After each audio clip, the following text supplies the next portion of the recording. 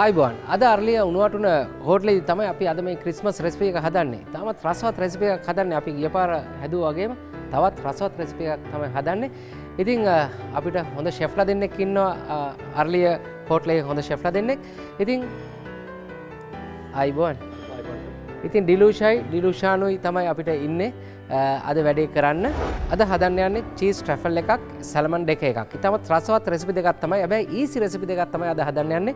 ඉතින් ඕගලන්ට බලන් හිටියොත් අනිවාර්යයෙන්ම රස බලන්නත් පුළුවන්.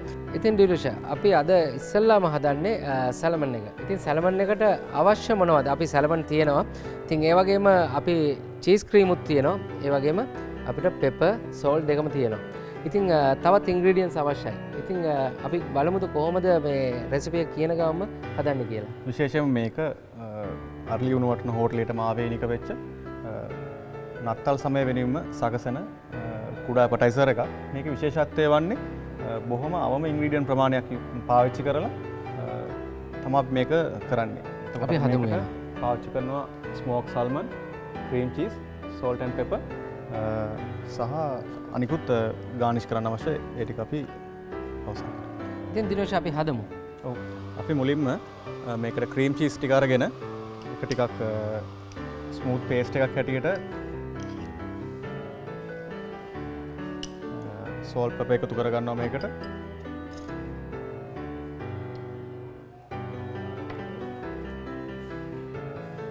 ඊට අමතරව ඩිහයිඩ්‍රේට් කරන ලද බ්ලැක් ඔලිව්ස් පාවිච්චි කරනවා. අපි ඉස්සල්ලාම දැම්මේ අපි සැලමන් එක තමයි හදාගන්න යන්නේ. ස්මෝක් සැලමන් එක හදාගන්න යන්නේ. ඉස්සල්ලාම අපි චීස් ක්‍රීම් තමයි දැම්මේ. ඊට පස්සේ අපි ලුණු එකතු කරගත්තා, ගම්මිරිස් එකතු කරගත්තා. මේකට වයිට් පෙපර් දානවා නම් ගොඩක් හොඳයි. ඉතින් ලංකාවේ බහුලව තියෙන බ්ලැක් පෙපර් හින්දා අපිට පාවිච්චි කරන්න පුළුවන් ක්‍රෂ් පෙපර් එකතු කරගත්තේ. ඊට පස්සේ අපි ඩිහයිඩ්‍රේට් කරගත්ත ඔලිව්ස් එකතු කරගන්නවා. ඉතින් ඒ ටික තමයි දැන් අපි එකතු කරගන්න හදන්නේ මේ සැලමන් එක හදාගන්න. ඊට පස්සේ මේක හොඳට කලවම් කරගන්නවා. ස්මූත් පේස්ට් එකක් වෙන විදිහට මේක අපි හොඳට ස්පැටූල් එකක් ආධාරයෙන් අපිට මේක ස්පැචූල් එකක් නැත්නම් අපිට හැන්දකින් උනත් මේ දෙක කරන්න පුළුවන්. ඊළඟට අපි ස්මෝක් සල්මන් එක අරගන්නවා. ඉතාමත් ගුණයි. ඔමේගා 3 100ක් තියෙන්නේ මේ සැමන් එකේ කියලා තමයි සාමාන්‍ය ඕනම තැනක කතා කරන්නේ. ඉතින් මෙන්න මේ වගේ ස්මෝක් සැමන් එකක් අරගෙන ඉවරලා තමයි මේ සල්මන් දෙක එක හදාගන්න හදන්නේ. අපි ඊළඟට මේ වගේ ස්මෝක් සල්මන් එක ක්‍රීම් චීස් එකත් එක්ක ලේ කරන්න හදන්නේ. ෂෙෆ් දිනුෂාන් පෙන්නන ඇති ඔයගොල්ලන්ට ඒක. මේක ෂෙෆ් ලේ කරනකොට අපිට බැරිද සාමාන්‍යයෙන් ටිකක් මේක ලෝකල් සිස්ටම් එකකට හරි දැන් අපි රෙසිපි එකකට හදන්නේ. අපිට ග්‍රීන් චිලි හරි රෙඩ් චිලි හරි චොප් කරලා ටිකක් දාන්න. අනිවාර්යෙන් අපේ ශ්‍රී ලාංකිකයන්ගේ ආරට ගේන්න අපිට මේකට අපිට අවශ්‍ය කරන ඉන්ග්‍රීඩියන්ට් යූස් කරගත්තට කිසි ගැටලුවක් නැහැ. පුළුවන් කරන්න. අපි තට්ටු තමයි මේක හරියට හදාගන්න.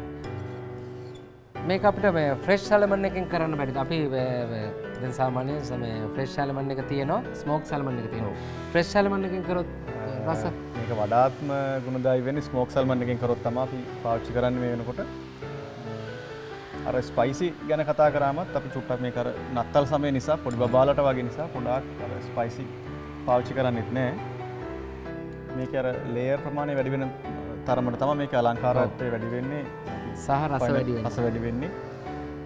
ක්‍රීම් චීස් තමයි අපි මේකට එකතු කරන්නේ. මොකද ක්‍රීම් චීස් එකතු කරනකොට මේක ඉතාමත් හොඳ රසයක් එනවා. මොකද අර සැල්මන් එක ස්මෝක් කරපු එකත් එක්ක පුදුම රසයක් එනවා. එතකොට තමයි මේක හරි රසයකට සහ ඉතාමත් හොඳ ගුණයකට ගන්න පුළුවන්.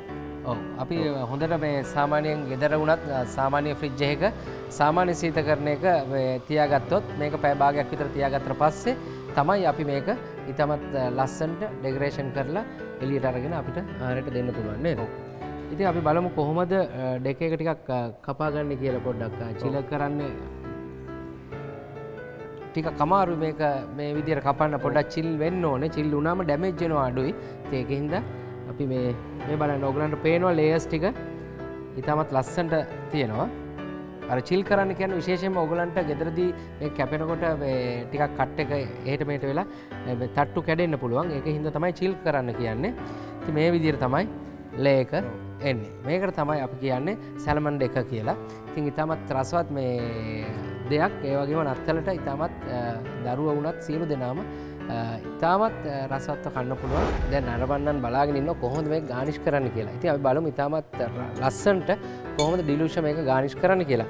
ඉතින් ඩිලූෂ පෙන්නන්නකො කොහොමද ඉතාමත් ලස්සනට මේක ගානිෂ් කරන්න කියලා. ඔව් අපි පැය භාගයක් චිලේ එකේ තියාගත්තට පස්සේ අපේ සල්මන් එකේ අවුට්පුට් එක එන්නේ මෙන්න මේ වගේ. ඉතින් අපි බලමු ෂෙෆ් දිනුෂාන් මේක ගානිෂ් කරනවා කොහොමද ඒක ප්‍රසන්ට් කරන්න කියලා මේක.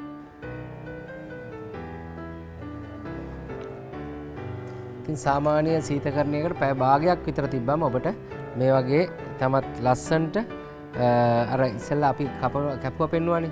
ඒ කැපුවා පෙන්නුවට වඩා තමත් හොඳට කපලා මේ විදියට හදා ගන්න පුළුවන්. ඉතින් සාමාන්‍යයෙන් කොක්ටේල් එකකට ඒ වගේම දැන් ක්‍රිස්මස් සමයේ ක්‍රිස්මස් පාටි එකදී ඕන වෙලාවකට අපිට ආහාරයට ගන්න පුළුවන්. ඉතාමත් රසවත් දෙයක් තමයි මේ සැලමන් දෙක කියන්නේ.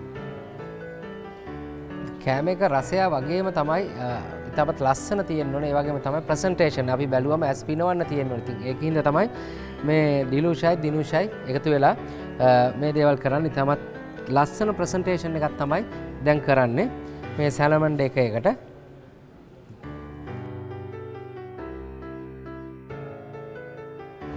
මෙන්න මේ විදිහට තමයි සැලමන් දෙක එක ඉතාමත් ලස්සනට ඒ වගේම තමයි ඉතාමත් රසවත්ව පිළිගන්වන්නේ. ඉතින් මේක ෂෙෆ් ඩිලූෂයි ඉතාමත් රසවත් විදියට හැදුවා. ඒ වගේම තමයි අර ඉස්සෙල්ලා කිව්වා වගේම ෆ්‍රිජ් එකේ සාමාන්‍යයෙන් නෝමල් සීතකරණ එක සාමාන්‍ය සීතකරණ එක විනාඩි 30ක් පමණ කාලයක් තියන්න. එතකොට තමයි ඔබට පුළුවන් මේ විදියට ඉතාමත් ලස්සනට කපා ගන්න පුළුවන්. නැත්නම් පොඩ්ඩක් ඇද වෙන්න පුළුවන්, කැඩෙන්න පුළුවන්. මොකද මේ අපි ස්මෝක් සැමන් එක එහෙම ටිකක් කැඩෙන්න මොකද හීනි පෙති කපන හින්දා පොඩ්ඩක් කැඩෙන්න බලනවා. ඒකින්ද පුළුවන් මේ ආකාරයට පොඩ්ඩක් සීතකරණේ තියලා ගන්න. අමුත්ත දෙන්න දැන් ඇවිල්ලා ඉන්නවා. ඉතින් USA ඉඳන් ඇවිල්ලා ඉන්නේ. ඉතින් ඔවුන් අර්ලි හෝටලේට උනර්න අර්ලි හෝටලේ ඇවිල්ලා ඉතින් රස මේ ආහාර රස විඳින ගාම ඉතින් අපි ආරාධනා කරා මේ අපි හදපු ඉතාමත් රසවත් සැලමන් දෙක එක රස බලන්න කියලා. ඉතින් ඇමාන් ක්ලෝරියා තමයි ඉන්නේ. ඉතින්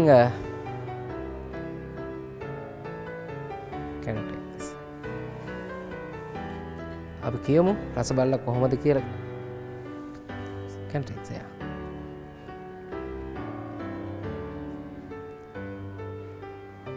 How's good? It's okay? It's good. ඉතින් ඉතාමත් රසයිලු ඒක තමයි වෙනස. ඉතින් අපේ සූපයේදී අතින් හදන මේ දේවල් ඉතාමත් රසයි ඒ වගේම ගුණයි. ඉතින් ඇමන් ක්ලෝරියා thank you very much. You are welcome in Sri Lanka. Ayubowan. I go one. Ayubowan.